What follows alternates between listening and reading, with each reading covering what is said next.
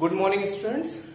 आज हम लोग वैद्युत विभव चैप्टर अभी तक जैसे पढ़ रहे हैं तो वैद्युत विभव में हम लोगों ने पहले ही पढ़ रखा है कि वैद्युत बिंदु आवेश के कारण वैद्युत विभव, फिर हमने वैद्युत द्विध्रुव के कारण किसी r, थीटा पर वैद्युत विभव पढ़ा था। फिर उसके बाद हम लोग उसमें पढ़ रहे थे समविभव पृष्ठ। अब समविभव पृष्ठ में हमने समविभव पृष्ठ की परिभाषा और उसके गुणधर्म पढ़ लिए थे, लेकिन इसमें इंपॉर्टेंट बात क्या है बेटा कि आपको ये बात ध्यान रखना है कि समविभव पृष्ठ की परिभाषा और उसका गुणधर्म दोनों इंपॉर्टेंट है बेटा। जैसे बोर्ड में 1-2 नंबर में आ सकता है कि समविभव पृष्ठ को परिभाषित करते हुए आप उसके 2 गुणधर्म लिखिए, या समविभव पृष्ठ का कोई एग्जाम्पल दे सकता है कि इसका निर्माण कीजिए समविभव पृष्ठ, तो आप उसको ध्यान रखेंगे थोड़ा सा। उसके बाद अपना अगला टॉपिक उसी में, अच्छा थोड़ा सा उसी में एक छोटा सा पॉइंट और रह रहा है कि समान परिमाण और विपरीत प्रकृति के कारण जैसे हमने वैद्युत क्षेत्र रेखाओं का निर्माण किया था, जैसे आप देखिए ये कह रहा है समान परिमाण एवं विपरीत प्रकृति के आवेशों के निकाय के कारण समविभव पृष्ठ। आवेशों का निकाय है तो समान परिमाण और विपरीत प्रकृति का मतलब अगर ये प्लस क्यू आवेश है तो ये माइनस क्यू आवेश है। अब पहले इसके लिए वैद्युत क्षेत्र रेखाओं का निर्माण करो बेटा। तो हम जानते हैं वैद्युत क्षेत्र रेखाएं धनावेश से निकलती हैं और ऋणावेश में प्रवेश करती हैं। धनावेश से निकलती हैं, ऋणावेश में प्रवेश करती हैं। ऐसे करके हमने ये वैद्युत क्षेत्र रेखाओं का निर्माण कर दिया है। ये धनावेश से हमने निकाल दिया है और ये ऋणावेश में प्रवेश करा दिया है बेटा। तो अब ये प्लस क्यू और माइनस क्यू के कारण हमने पहले तो वैद्युत क्षेत्र रेखाएं बनाया। वैद्युत क्षेत्र रेखाओं से ये फायदा है कि अब वैद्युत समविभव पृष्ठ का अगर निर्माण करना हो तो वैद्युत क्षेत्र रेखाओं के लंबवत होगा समविभव पृष्ठ। तो लंबवत होगा का मतलब यहां से देखिए इस पे 90 डिग्री का कोण बनाइए, इस पे और इस पे इसे बनाते हुए चले जाइए। लेकिन एक बात ध्यान दीजिएगा बेटा, दोनों आवेशों के मध्य की दूरी तो निश्चित होगी, लेकिन इधर ये दूरी अनंत तक है। ऐसे इस आवेश के मध्य ये जो दूरी है ये तो लिमिटेड है, लेकिन इधर अनंत तक है। तो इधर जो क्षेत्र रेखा होगी वो पास, जो समविभव पृष्ठ होगा वो पास होगा और इधर दूर तक फैला होगा। ये बात आपको ध्यान रखना है। जैसे ये देखिए आप, हम समविभव पृष्ठ बना रहे हैं तो इधर हमने जैसे ये एक से नहीं क्लियर होगा, दूसरा देखिए ऐसा, जैसे यहां इनके बीच की दूरी देखिए कम है और यहां इनके बीच की दूरी ज्यादा है, तो ये ऐसे ही इसके समविभव पृष्ठ का निर्माण होगा ऐसा। क्यों? क्योंकि यहां ये जो, अगर यहां पे मान लीजिए ये 10 बनाते हैं हम लोग ऐसे समविभव पृष्ठ, तो इधर ये 10 अनंत तक की दूरी को कवर करने चाहिए। इसी प्रकार इसके लिए आप समविभव पृष्ठ बनाएं ऐसा। आप इसमें एक बात ध्यान दे सकते हैं कि इधर की दूरियां कम है और इधर की दूरियां बढ़ती चली गई हैं। तो ये समान परिमाण और विपरीत प्रकृति के आवेश के कारण ये बेटा समविभव पृष्ठ है। ये इसका विभव जैसे मान लो V1 है तो इस पूरे पृष्ठ पर थ्रो आउट V1 होगा। इस दूसरे पृष्ठ पर थ्रो आउट मान लीजिए V2 है, तो कहीं भी आप देखेंगे, जैसे यहां देखें तो V2 है, यहां देखें V2 है, V2 है, ऐसे पूरे पृष्ठ पर V2 है। इस तरह से यहां पर V3 होगा कुछ ऐसे, इसके लिए कुछ V4, V5, V6 ऐसे आप मान सकते हैं। तो ये लोग आपस में क्या है, आपस में नहीं, ये अलग समविभव पृष्ठ है, ये अलग समविभव पृष्ठ है और ये अलग समविभव पृष्ठ है। ऐसे इधर भी हमने 3 समविभव पृष्ठ बनाए, ये भी समविभव पृष्ठ है, ये भी समविभव पृष्ठ है और ये भी समविभव पृष्ठ है बेटा। तो ये समान परिमाण और विपरीत प्रकृति के आवेशों के निकाय के कारण हमने समविभव पृष्ठ का निर्माण किया है। इसके बाद आप देखें कि समान परिमाण और समान प्रकृति के आवेश के कारण समान परिमाण होना चाहिए और विपरीत प्रकृति की बजाय समान प्रकृति।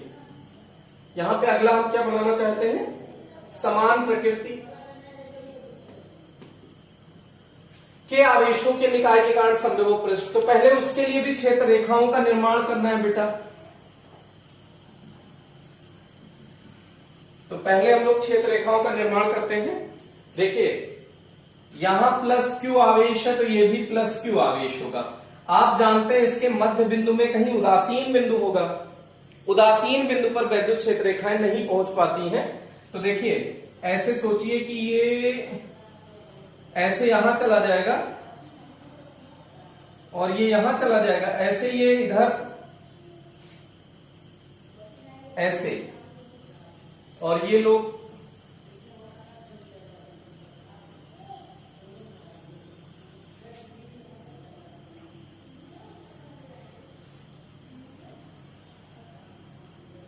इस बात का आपको विशेष ध्यान रखना है कि अगर समान परिमाण है बेटा, तो अगर आपने इधर 2, 2, 4, 2, 6, 7 लाइन बनाई है, तो इधर भी ये 7 ही क्षेत्र रेखाएं होनी चाहिए, तभी ये समान परिमाण माना जाएगा। नहीं तो आपने ये डायग्राम गलत बना दिया है बेटा।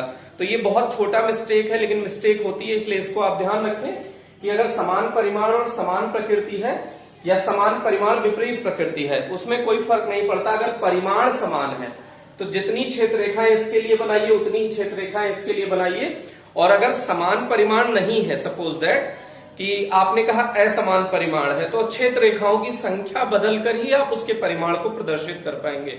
जैसे मान लीजिए परिमाण 2 गुना हो गया, तो अगर एक क्षेत्र रेखा, एक आवेश के लिए आपने 5 क्षेत्र रेखाओं का निर्माण किया, तो अगर 1 क्यू आवेश था उसके लिए 5, तो अगर 2 क्यू आवेश है तो उसके लिए 10 क्षेत्र रेखाओं का निर्माण कीजिए।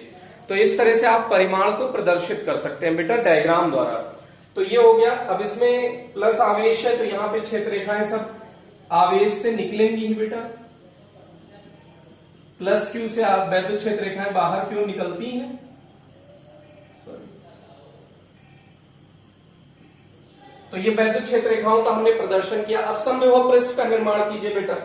तो समविभव पृष्ठ मान लीजिए, ये तो शुरुआत तो वैसा ही होगा जैसे ये समविभव पृष्ठ है, ये समविभव पृष्ठ है, ऐसे ये समविभव पृष्ठ है, ये वृत्तीय है, थोड़ा सा यहाँ पे स्पेसिंग कम है और यहाँ पे स्पेसिंग ज्यादा है। अब इसके बाद जो इसमें समविभव पृष्ठ बनाने जा रहे हैं बेटा, वो बहुत इंपॉर्टेंट है।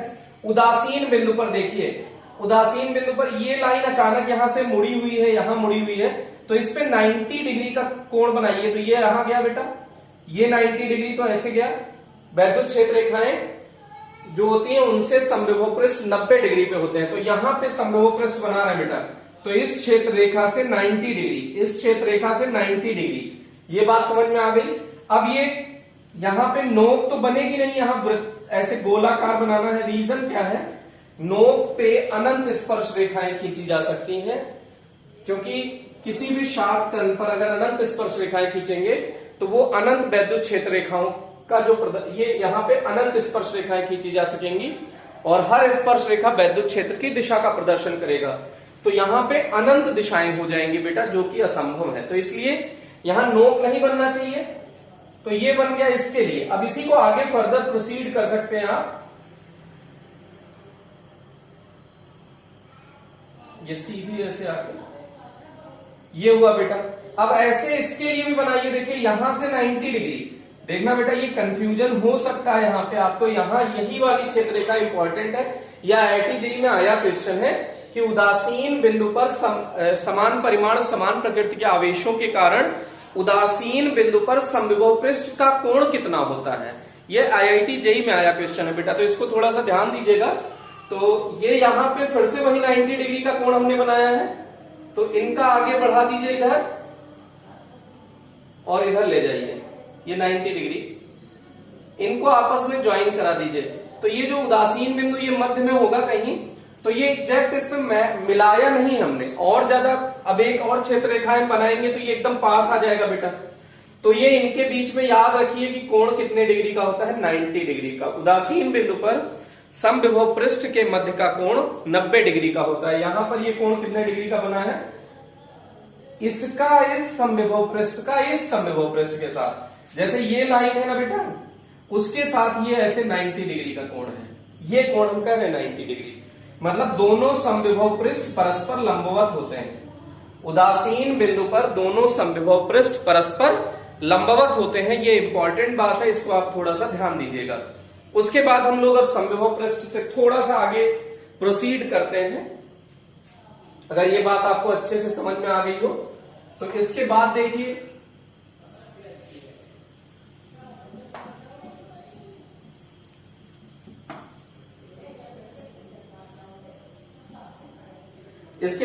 हम लोग वैद्युत क्षेत्र और वैद्युत विभव में संबंध पढ़ना चाहते हैं अवकल रूप में। तो अगला टॉपिक है अपना वैद्युत क्षेत्र व वैद्युत विभव में संबंध। टारगेट अपना क्या है बेटा? अवकल रूप में।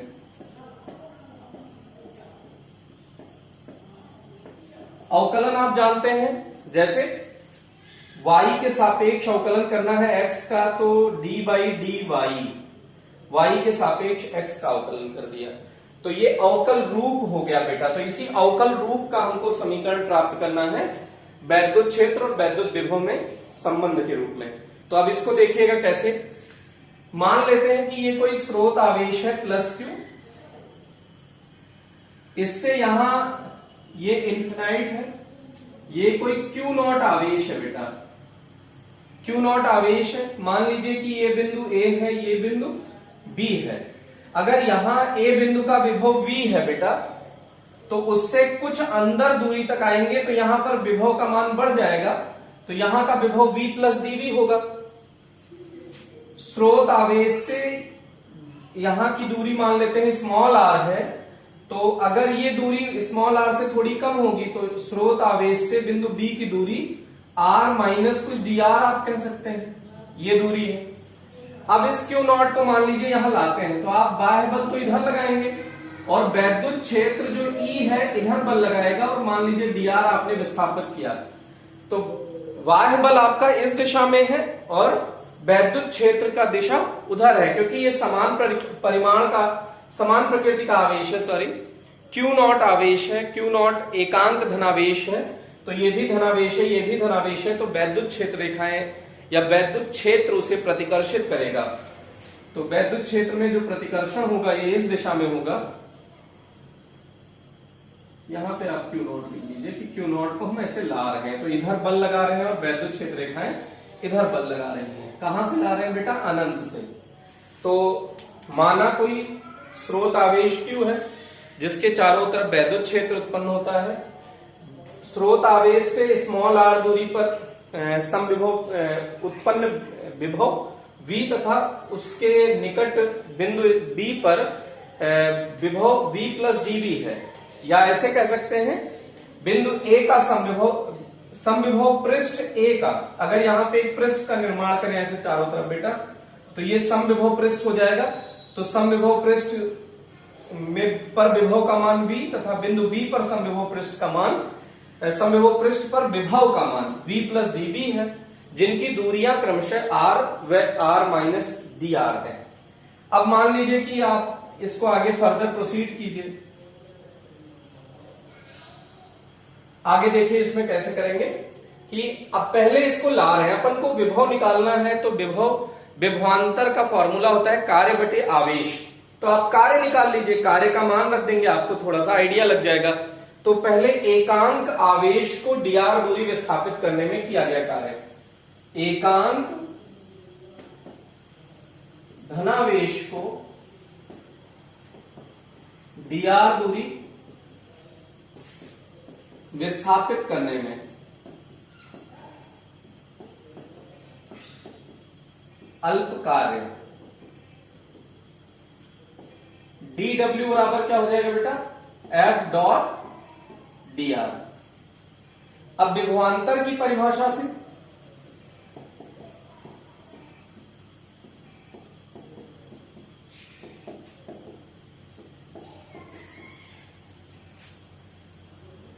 VB कहां पे ज्यादा विभव है? VB पर। और कहां पे कम है? VA पर। तो VB minus VA dW upon Q not. एकांक आवेश को लाने में किया गया कार्य, मतलब बिना गतिज ऊर्जा में परिवर्तन किए लाने में किया गया कार्य वैद्युत विभवांतर कहलाता है। तो अब VB minus VA dW upon Q not हुआ। VB की वैल्यू अभी आप ना रखिए, थोड़ा सा dW की वैल्यू रख दीजिए। तो अगले स्टेप में हमने समीकरण 1 की मदद ली है, समीकरण 1 से। तो VB minus VA equals dW का मान है F डॉट dr बेटा upon Q not. F upon Q not को आप देखो वैद्युत क्षेत्र E लिख सकते हो, तो VB minus VA equals E dot dr। अब E और dr विस्थापन आप कर रहे हो इस दिशा में, वैद्युत क्षेत्र है उस दिशा में, तो थीटा कितना हो जाएगा 180। तो इसको लिख सकते हो बेटा आप कि VB minus VA equals EDR cos 180। Theta कितना है यहां पे बेटा, थीटा बराबर कितना है 180 डिग्री।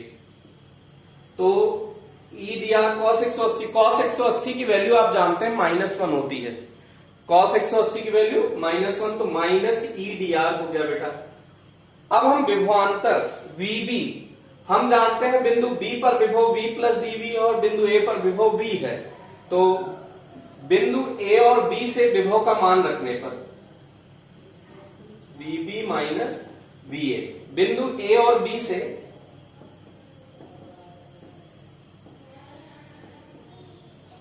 उत्पन्न विभव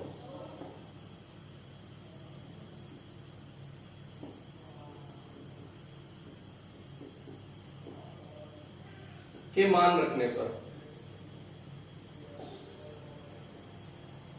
अब B पर विभव कितना है बेटा V प्लस dV। देखिए VB का मान कितना है V plus dV minus VA कितना है V माइनस EDR। तो V से V कैंसिल आउट हो गया, dV इक्वल्स हो गया माइनस EDR। तो यहां से आपका फॉर्मूला मिल गया बेटा E equals minus dV over dr। अगर ये मान जो आप विस्थापन कर रहे हैं और ये मान बहुत अल्प होंगे तो इसी को लिख सकते हैं अवकल रूप में E equals minus del V। बेटा ये सिंबल किसका है, डेल का, del V over del R। ये किसका सिंबल है, डेल का। डेल कब यूज होता है, और ज्यादा अल्पांश दूरी ले जाए, जैसे हम थोड़ी सी अब यहां से कुछ ज्यादा दूरी है तो डेल डी यूज कर लेते हैं, और ज्यादा कम दूरियां होंगी और कम दूरी के लिए डेल यूज करते हैं। तो यहां पे हम इसे del V over del R लिख सकते हैं। ये नया टर्म है बेटा, इसको ध्यान दीजिएगा, काफी इंपॉर्टेंट टर्म है। तो del V over del R, dV over dr लिखो या del V over del R लिख सकते हो इसको। तो इसको ये रिलेशन अपना मिल गया। तो अब यहां से आप ये देख सकते हैं कि वैद्युत विभव में विभवांतर में परिवर्तन, दूरी, ये R क्या है, दूरी, तो विभवांतर में दूरी के साथ परिवर्तन के ऋणात्मक मान को वैद्युत क्षेत्र की तीव्रता कहते हैं, या वैद्युत क्षेत्र की तीव्रता विभवांतर का दूरी के साथ परिवर्तन के ऋणात्मक मान के बराबर होता है। आप इंपॉर्टेंट है, भाषा खुद से बना सकते हैं। देखिएगा बेटा, वैद्युत क्षेत्र की तीव्रता है, ये विभवांतर का दूरी के साथ परिवर्तन लिखा है ना, डेल का मतलब या डी का मतलब क्या होता है, परिवर्तन। अब और ज्यादा दूरी अंतराल होता तो इसी को ऐसे लिख सकते थे, E बराबर minus delta V over delta R। अगर ये दूरियां और ज्यादा होती तो इसे हम डेल्टा के रूप में भी लिख सकते हैं। तो इसको कैसे पढ़ेंगे बेटा, विभवांतर, देखिए डेल्टा V का मतलब विभवांतर, डेल्टा R का मतलब दूरी में परिवर्तन। तो विभवांतर का दूरी के साथ परिवर्तन का ऋणात्मक मान वैद्युत क्षेत्र की तीव्रता के बराबर होता है, ऐसे कह सकते हैं ना बेटा। तो ये एक रिलेशन मिल गया। अब यहां पर ऋणात्मक चिन्ह क्या प्रदर्शित करता है, ये भी तो विचार करने योग्य बात है। तो ऋणात्मक चिन्ह ये प्रदर्शित करता है कि जैसे जैसे आप इसके तरफ जाएंगे तो तीव्रता बढ़ेगी, इस दिशा में तीव्रता बढ़ने पर दूर जाने पर तीव्रता का मान घट रहा है, तो यहां पे विभव का मान जो है वो घट रहा है। तो ऐसे सोच सकते हैं कि जब ऋणात्मक मान विपरीत दिशा में आप आ रहे हैं तो जैसे जैसे आप इसके तरफ आ रहे हैं, मान लीजिए कि तीव्रता की दिशा इधर है, तो जैसे जैसे आप तीव्रता की दिशा में जा रहे हैं विभव का मान देखिए क्या हो रहा है, घट रहा है। तो तीव्रता की दिशा में विभव का मान घटता है। ऋणात्मक चिन्ह क्या प्रदर्शित करता है बेटा, कि तीव्रता की दिशा में विभव का मान घटता है। तो यहां पे ये थोड़ा सा आपको ध्यान देना है। तो इस तरह से ये डेरिवेशन हुआ है, इंपॉर्टेंट डेरिवेशन है, इस टाइप का काफी यूज होगा। तो इसे थोड़ा सा वीडियो पॉज करके आप नोट करें, खुद से डिराइव करें।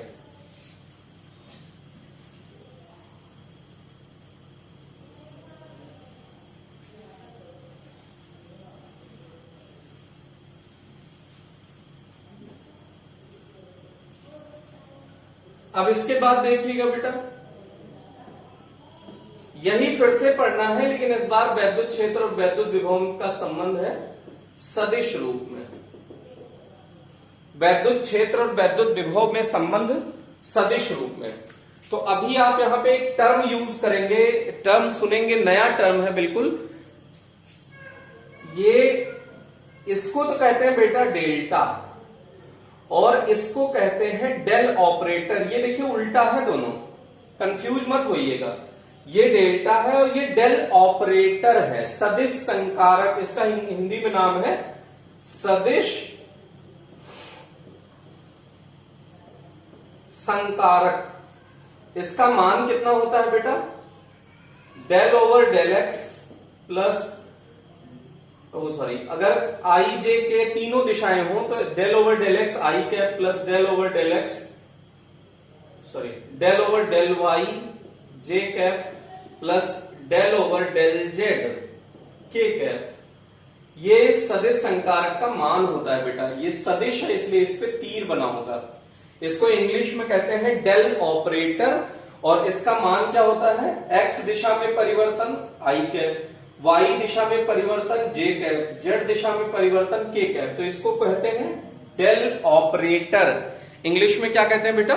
डेल ऑपरेटर, और हिंदी में क्या कहते हैं? सदिश संकारक। तो इसमें कंफ्यूज बिल्कुल मत होइएगा। तो हम लोग सदिश संकारक देख रहे हैं। अब इसी से रिलेटेड यही इसमें रिलेशन आने वाला है, तो इसको हम लोग पहले से सीख लिए हैं कि ऐसा होता है। अगर ऐसा कुछ आएगा तो इसको हम ये रिप्रेजेंट कर सकते हैं बेटा। तो थोड़ा सा आपको यहाँ पे नया टर्म है, ध्यान देना है। तो अब अगर हम इसे कहें तो वैद्युत क्षेत्र और वैद्युत विभव में संबंध हम फिर से हमने अवकल रूप में वैद्युत क्षेत्र और वैद्युत विभव में संबंध ज्ञात कर रखा है कि E इक्वल्स होता है माइनस dV ओवर dr। अगर हम इसे डेल के फॉर्म में लिखना चाहें तो del V over del r, ऐसे लिख सकते हैं ना बेटा। तो E equals minus del V over del r। तो जो वैद्युत क्षेत्र है वो तीनों दिशाओं में समान रूप से फैला हुआ है। तो वैद्युत क्षेत्र जो है वो दूरी के साथ एक्स वाई जेड का फलन है। जो वैद्युत क्षेत्र है वो तीनों दिशाओं में वितरित है, तो वो दूरी के साथ एक्स वाई जेड का फलन है। तो एक्स दिशा में वैद्युत क्षेत्र, एक्स दिशा में वैद्युत क्षेत्र, अगर इसी को एक्स दिशा में लिखें तो ई एक्स इक्वल्स क्या हो जाएगा बेटा? Minus del we over del X into I cap, या यहां पे आई जे के फॉर्म में नहीं लिखना है तो ऐसे भी लिख सकते हैं, del we over del X. इसी प्रकार वाई दिशा में ई वाई क्या हो जाएगा बेटा? Minus del we over del Y, तथा जेड दिशा में ई जेड क्या हो जाएगा? Minus del we over del Z. ये समीकरण नंबर 3 हो गया। अगर वैद्युत क्षेत्र तीनों दिशाओं में वितरित है तो नेट वैद्युत क्षेत्र, नेट या परिणामी वैद्युत क्षेत्र, परिणामी वैद्युत क्षेत्र हम ऐसे लिख सकते हैं बेटा, E इक्वल्स ई एक्स आई कैप प्लस ई वाई जे कैप प्लस ई जेड के कैप न्यूटन पर कूलम। अगर मात्रक के फॉर्म में लिखें तो ये ई नेट है या ई सदिश रूप में। अब e x e y e z समीकरण 1 2 3 से, समीकरण 1 2 3 से मान रखने पर तो देखो बेटा E इक्वल्स क्या हो जाएगा? ई एक्स का मान कितना है? Minus del we over del x I cap minus del we over del y, e y का मान रख रहे हैं j cap, minus del we over del Z के कैप। तो ये हो गया बेटा। अब इसको आप देखिए थोड़ा सा, यहां पे अगर ऋणात्मक चिन्ह कॉमन ले लें और अगर हम सदिश संकारक के रूप में सदिश संकारक के रूप में लिखना चाहते हैं तो v कॉमन ले लीजिए। तो डेल ओवर डेल एक्स बचा i cap plus del over del y J cap. देखिए माइनस कॉमन ले लिया बेटा, तो माइनस अगर कॉमन ले लोगे तो सब प्लस हो जाएगा ना, plus del over del Z के कैप। ये v तीनों में से कॉमन ले लिया तो यहां पे हमने लिख दिया है v न्यूटन पर कूलम। अब यहां पे इसको देखिए ये क्या है, डेल ऑपरेटर है या नहीं है, सदिश संकारक। डेल ओवर डेल एक्स आई cap plus del over del y जे cap plus del over del Z के कैप। तो इसको हम सदिश संकारक लिख सकते हैं ना बेटा। तो यहां पे ई वेक्टर इक्वल्स माइनस तो रहने दीजिए और इसके प्लेस पे हम क्या लिख सकते हैं, डेल ऑपरेटर सदिश रूप में इनटू वी। तो ये बहुत डिफरेंट टाइप का फॉर्मूला आपने फाइंड किया है डेल ऑपरेटर के फॉर्म में। अब आगे जब देखिए वैद्युत विभव अदिश राशि है और ये सदिश के साथ संबंधित है, तो वो संबंधित है डेल ऑपरेटर के साथ, क्योंकि डेल ऑपरेटर को नाम ही है सदिश संकारक, तो ये उसको सदिश रूप में प्रदर्शित कर रहा है। तो इस तरह से ये एक नया रिलेशन, नए टाइप का डेरिवेशन है। इससे पहले इस सब टाइप के बात आपने कभी नहीं सुनी है, तो इसको थोड़ा सा आप सीरियसली देखें, ये काफी इंपॉर्टेंट पोर्शन है। तो यहां से आप इसको फिर से नोट डाउन कर सकते हैं, इसको आप वीडियो पॉज करें, खुद से देखें, सीखें और तुरंत का तुरंत आप इसको कई बार करें, जिससे कि आपको इस टाइप का एकदम डिफरेंट टाइप का प्रॉब्लम आपको तुरंत आ जाए। फिर इसके बाद हम लोग इससे रिलेटेड एक दो छोटे छोटे न्यूमेरिकल करते हैं, जिससे कि ये पोर्शन आपका बिल्कुल क्लियर हो जाए। तो इसको इरेज किया जा रहा है बेटा, आप वीडियो पॉज करके नोट कर सकते हैं। इसी पर बेस्ड एक दो छोटे छोटे एग्जाम्पल करेंगे तो आपको ये कॉन्सेप्ट पूरा कंप्लीट क्लियर हो जाएगा। तो आप देखिए इसका छोटा सा एग्जाम्पल एक है कि किसी वैद्युत क्षेत्र में विद्युत विभव निम्न सूत्र से दिया जाता है। V इक्वल्स दिया है इन्होंने 343 अपॉन R वोल्ट, ये वैद्युत विभव दिया है। स्थिति सदिश R वेक्टर इन्होंने दिया है 3i cap plus 2j cap minus 6k cap metre पर वैद्युत क्षेत्र की तीव्रता ज्ञात कीजिए। अब हम लोग वैद्युत क्षेत्र की तीव्रता और वैद्युत विभव दिया है बेटा, तो वैद्युत क्षेत्र की तीव्रता का विभव के साथ हमने कोई संबंध अभी डिराइव किया है या नहीं किया है। तो इसको आप सोचिए, फॉर्मूला क्लिक कराइए ब्रेन को। तो देखिए हम लोगों को ये पता है कि हम जानते हैं E equals minus dV over dr, ये हमने अभी अभी फाइंड किया है। तो अब अगर ये पता है हमको तो बहुत इजी हो जाएगा। Minus D over D R छोड़िए, V का मान आप यहां पे रख दीजिए 343 ओवर R। इसका मतलब है कि R के सापेक्ष इसका अवकलन करना है, इस दिए गए विभव का अवकलन R के सापेक्ष करना है। तो यहां पे 343 नियत है, बाहर ले लीजिए 343, ये बाहर ले लिया हमने। तो d ओवर डी आर, इस R को ऊपर ले जाइए तो R की पावर -1 हो जाएगा बेटा।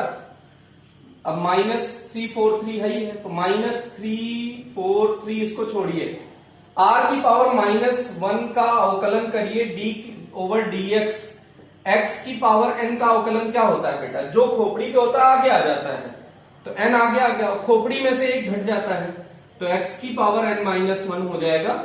तो यही यहां पे R की खोपड़ी पे क्या है -1, तो -1 आगे आ गया और खोपड़ी में से एक और घटा दीजिए तो -1 तो ये हो गया। माइनस का मल्टीप्लीकेशन कर दीजिए तो 343 हो गया, R की पावर -2।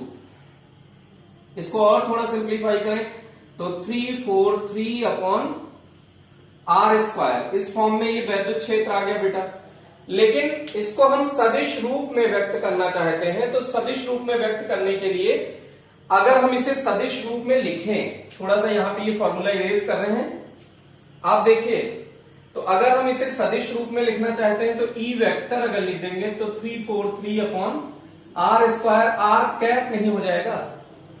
अब एकांक सदिश से अगर गुणा कर दिया तो एकांक सदिश का फॉर्मूला होता है दिया गया सदिश बटे दिए गए सदिश का परिमाण। तो यहां अप्लाई कर दीजिए 343 अपॉन आर स्क्वायर और आर कैप का फॉर्मूला लगा दीजिए वेक्टर आर अपॉन आर का परिमाण। तो ये 343 अपॉन आर क्यूब हो गया परिमाण में आर वेक्टर। अब आर वेक्टर तो गिवन है बेटा, लेकिन आर वेक्टर का परिमाण निकाल के उसका क्यूब भी करना है। तो थोड़ा सा यहां पे हम लोग इसका पोर्शन, आगे का पोर्शन इसके बाद यहां कर रहे हैं। आर वेक्टर का परिमाण निकालना है बेटा। तो परिमाण होता है एक्स का, उसमें जो एक्स का कंपोनेंट है उसका स्क्वायर प्लस वाई का स्क्वायर प्लस जेड का स्क्वायर। तो एक्स कंपोनेंट आर में कितना है बेटा 3 का स्क्वायर प्लस 2 का स्क्वायर प्लस -6 का स्क्वायर। तो ये -6 का होल स्क्वायर करना है बेटा। तो ये हो गया 9 प्लस 4 प्लस 36। तो ये हो गया 36, 9 4 13 36 49। ये हो गया 49 और 49 जब बाहर आया तो 7 आ गया, प्लस माइनस 7 आएगा, लेकिन मैग्नीट्यूड में आया है इसलिए परिमाण कभी ऋणात्मक नहीं होगा। तो आर का परिमाण मिल गया अपन को, और आर वेक्टर ये हमको पहले से पता है। तो आर वेक्टर का भी मान पता चल गया, आर का मान भी पता चल गया, आर का परिमाण पता चल गया, तो उसको रख दीजिए। तो ई वेक्टर इक्वल्स कितना हो जाएगा बेटा, ऊपर लिखते नहीं तो आपको दिखेगा नहीं। थोड़ा सा यहां पे आप इसको थोड़ा सा ये पोर्शन अपन या यहां पे लिख देते हैं, आप यहां देख लीजिएगा। ई वेक्टर क्या हो जाएगा बेटा 343 अपॉन आर क्यूब है, आर का मान कितना है 7, तो 7 का होल क्यूब। आर वेक्टर कितना है 3i cap plus 2j cap minus 6k cap, ये हो गया बेटा। तो 7 का क्यूब होगा 343, तो 7 का क्यूब और ये 343 कैंसिल आउट हो गया, तो ई नेट आया बेटा 3i cap plus 2j cap minus 6k cap Newton पर कूलम। वैद्युत क्षेत्र का मात्रक लिख दिया। तो ये इसका फाइनल आंसर है। ये थोड़ा सा डिफरेंट टाइप का न्यूमेरिकल है, इसे आप देखें। यहाँ पे सिर्फ करना क्या था, विभव का मान दिया था, उसको रख के हमने अवकलन कर दिया।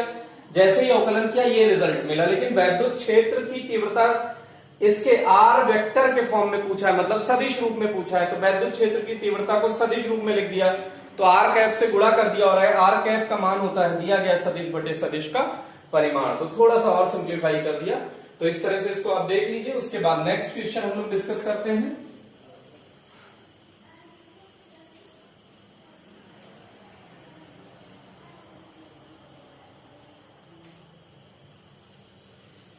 बेटा ये अभी हमने जो पहला फॉर्मूला डिराइव किया था उससे रिलेटेड है, एक छोटा सा न्यूमेरिकल दूसरे फॉर्मूले से रिलेटेड कर लेते हैं, तो इससे रिलेटेड थोड़ा अपना कॉन्सेप्ट क्लियर हो जाएगा। तो इससे रिलेटेड अगला क्वेश्चन देखें कि वैद्युत क्षेत्र व वैद्युत विभव को V XYZ, मतलब V का मान है XYZ पर निर्भर करता है 6x minus 8xy minus 8y plus 6yz से निरूपित किया जाता है, जहां वोल्ट V वोल्ट में तथा XYZ मीटर में है। बिंदु 111 पर E कहां पर 1,1,1 पर वैद्युत क्षेत्र की तीव्रता का परिमाण ज्ञात करना है बेटा। E का परिमाण ज्ञात करना है 111 पर, वैद्युत क्षेत्र की तीव्रता का परिमाण ज्ञात करना है 111 पर। तो ये आप देखिएगा। अब ये जो दिया गया विभव का मान है ये XYZ के फॉर्म में दिया गया है, तो हम जानते हैं V इक्वल्स होता है, सॉरी E इक्वल्स होता है minus dV over dr। E equals होता है माइनस dV ओवर dr। तो अगर x दिशा में आप इसको dV ओवर dx निकाल लीजिए, y दिशा में इसका अवकलन y के सापेक्ष कर दीजिए तो dV ओवर dy मिल जाएगा, और z दिशा में इसको निकालना है विभव को, तो dV ओवर dz करके इसका जेड के सापेक्ष अवकलन कर दीजिए। अब विभव का वैद्युत क्षेत्र का फॉर्मूला क्या होता है, E equals del we over D V over D X I cap minus D V over D Z D Y J cap minus D V over D Z के कैप। तो आई जे के कैप के फॉर्म में मान रहेगा, तो डीवी ओवर डी एक्स आप निकाल लेंगे, इसका एक्स के सापेक्ष अवकलन करके डीवी ओवर डी वाई निकाल लेंगे वाई के सापेक्ष, और डीवी ओवर डी जेड निकाल लेंगे जेड के सापेक्ष अवकलन करके। तीनों जो मान निकालिए वो सदिश रूप, वैद्युत क्षेत्र के सदिश रूप में आप रख दीजिए, आंसर मिल जाएगा। तो हमारा टारगेट देखिए, पहले हमको निकालना है एक्स दिशा में, तो E इक्वल्स होगा ई एक्स क्या आ जाएगा बेटा, minus D V over D X, del ना लिखिए डी लिखिए थोड़ा सा, D over D X, X के सापेक्ष इसका अवकलन कर दीजिए 6x minus 8xy minus 8y plus 6yz। इसका x के सापेक्ष अवकलन करना है बेटा, माइनस को छोड़ दीजिए, x के सापेक्ष अवकलन करेंगे तो 6x का x का 1 हो जाएगा, 6 बचा 8xy, तो 8y नियत है बाहर ले लीजिए, x का अवकलन 1 हो गया तो माइनस 8x। ऐसे ही इसका आप क्या करेंगे, y है यहाँ पे तो x है ही नहीं है तो ये 0 हो जाएगा इसका अवकलन, और यहां भी x नहीं है तो इसका भी अवकलन 0 हो गया। तो ये रिजल्ट आपको मिला, माइनस रहने दीजिए चाहे तो आप या अंदर मल्टीप्लाई कर दीजिए, माइनस से मल्टीप्लाई करेंगे तो ये प्लस हो जाएगा, 8x माइनस 6 हो जाएगा। ये न्यूटन पर कूलाम समीकरण नंबर 1। अब EY निकाल सकते हैं आप, EY कैसे निकालेंगे, माइनस dv ओवर dy, तो माइनस d ओवर dy। अब इसी को b वाला फिर से मान रखिए, y के सापेक्ष अवकलन कर दीजिए, 6x minus 8xy minus 8y plus 6yz।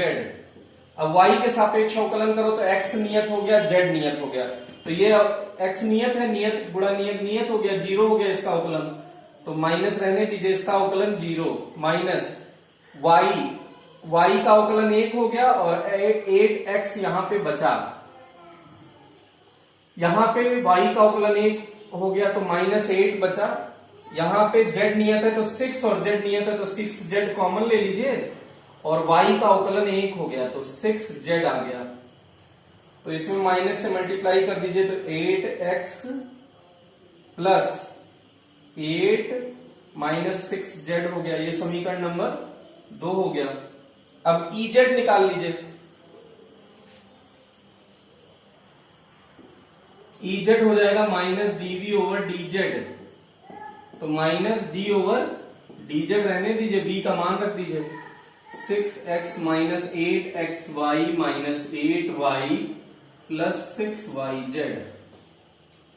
बेटा देखिए, अब इसको थोड़ा सा और फर्दर प्रोसीड करें, x नियत हो गया, ये भी x और y दोनों नियत है, z ही के सापेक्ष अवकलन करना है, तो ये वाला पोर्शन 0 हो गया, माइनस बाहर है निकाल लीजिए इसको, x वाला पोर्शन 0 हुआ, इसमें भी x और y है ये भी 0 हो गया, इसमें भी y ही है तो ये भी 0 हो गया, इसमें z है तो 6y नियत हो गया, तो 6y को बाहर ले लीजिए और z का अवकलन 1 हो जाएगा क्योंकि z के सापेक्ष करना है, तो ये हो गया बेटा। तो यहां पे सिर्फ और सिर्फ आया माइनस 6y न्यूटन पर कूलम, समीकरण नंबर 3। हम जानते हैं E equals EXI cap plus EYJ cap plus EZ K cap. अब ये हम लोग जानते हैं, तो EX EY EZ का मान आपने जो निकाला उसको पुट कर दीजिए, आंसर मिल जाएगा आपको। तो EX का मान कितना है बेटा, 8x माइनस 6, तो EX का मान रख दिया 8x minus 6 I cap plus EY का मान कितना है 8x plus 8 minus 6z bracket बंद कर दीजिए, J कैप प्लस EZ का मान आपने कितना निकाला है माइनस 6y, तो ये प्लस माइनस का मल्टीप्लीकेशन माइनस हो जाएगा 6y K कैप। ये हो गया बेटा ये तो ई का मान हो गया। अब ई का मान 1 1 1 पे फाइंड करना है पहले। तो x की जगह 1 रख दीजिए, y की जगह 1 रख दीजिए, z की जगह 1 रख दीजिए। तो इसको पहले इरेज कर देते हैं थोड़ा सा। यहां पे थोड़ा सा पोर्शन हम लोग इरेज करते हैं। तो आप देखिए e एट 1 1 1, अभी 1 1 1 पे निकालिए। तो x का मान 1 रख दीजिए, y का मान 1 रख दीजिए, z का मान 1 रख दीजिए। तो x की जगह पे 1 रखिए तो 8 इंटू 1 8 और माइनस 6 2 बचा। तो 2i कैप 1 रखिए तो 8 प्लस हो गया, प्लस 8 हो गया 16, और यहां 1 रखा तो माइनस 6। तो 16 माइनस 6 प्लस 10 बचा, तो प्लस 10 जे कैप। और यहां 1 रखिए तो माइनस 6 के कैप, माइनस 6 के कैप। ये हो गया न्यूटन पर कूलम। लेकिन इसका परिमाण ज्ञात करना है। ये तो E एट 1 1 1 हुआ, तो E का परिमाण एट 1 1 1। तो परिमाण निकालने के लिए इसके x का स्क्वायर कर दीजिए, प्लस y का स्क्वायर कर दीजिए, प्लस z का स्क्वायर कर दीजिए। तो 2 का स्क्वायर हो गया,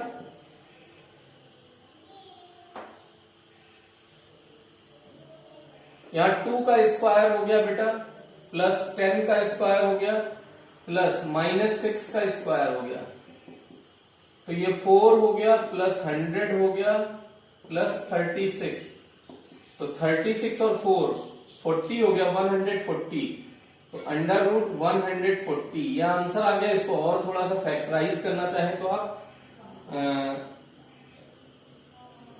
2 गुणा 2 गुणा 35, 35 गुना 70 गुना 140। तो 2 एक बाहर आ गया, तो यहां पे 2 रूट 35 न्यूटन पर कूलम। ये इसका आंसर मिल गया बेटा। तो इसमें भी थोड़ा सा आपको ध्यान देना है कि मैग्नीट्यूड ऑफ ई पूछा था, ई का परिमाण पूछा था। तो ई का परिमाण कैसे ज्ञात करेंगे? विभव का मान दिया था एक्स वाई जेड के रूप में, तो इस विभव का पहले एक्स के सापेक्ष अवकलन कर दिया तो ई एक्स मिल गया।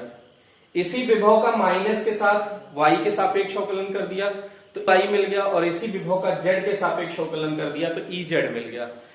हम जानते हैं त्रिविमीय रूप में E इक्वल्स ई एक्स आई कैप प्लस ई वाई जे कैप प्लस ई जेड के कैप। तो उसमें हमने e x e y e z जो निकाला मान रख दिया, लेकिन इसने अभी कहा है 1 1 1 पर। तो x का मान 1, y का मान 1 और z का मान भी 1 रख दिया। लेकिन इसने कहा है कि वैद्युत क्षेत्र की तीव्रता का परिमाण ज्ञात कीजिए। तो इसका परिमाण ज्ञात करने का तरीका है इसके x कंपोनेंट का स्क्वायर प्लस y कंपोनेंट का स्क्वायर प्लस z कंपोनेंट का स्क्वायर। तो ये स्क्वायर करके अपना ये रिजल्ट आ गया। तो इस तरह से इसको हमने थोड़ा सा सीखने की कोशिश की। तो इस चैप्टर का ये वाला पोर्शन भी हमने सीख लिया कि वैद्युत क्षेत्र और वैद्युत विभव में क्या संबंध होता है। सदिश रूप में सीख लिया, अवकल रूप में सीख लिया, समाकलन के रूप में सीख लिया। इन संबंधों को हमने बहुत अच्छे से सीखा। अब इन्हीं के थोड़े बहुत एप्लीकेशन हम लोगों को देखने हैं, 1 2 एप्लीकेशन, और उतना ही चैप्टर में ये पोर्शन शेष रह रहा है। तो इसको आप थोड़ा सा अच्छे से करने की कोशिश करें और आप इसमें काफी अच्छे से मेहनत करें बेटा। लॉकडाउन का कंप्लीट फायदा उठाएं कि जिससे अगर स्कूल लास्ट में कितनी भी लेट ओपन होता है तो आप कंप्लीट कर चुके रहें, आपका कंप्लीट सिलेबस हो चुका हो। तो जितना ही बेहतर आप इधर पढ़ेंगे उतना ही आपको कन्वीनियंट होगा जब आपका स्कूल ओपन होगा। तो अभी हम लोग कभी भी निगेटिव नहीं सोचे। फ्यूचर को बहुत अच्छा करने के लिए यहाँ पे आपको बहुत हार्ड वर्क करने की रिक्वायरमेंट है। Okay, thank you. आज के लिए इतना है।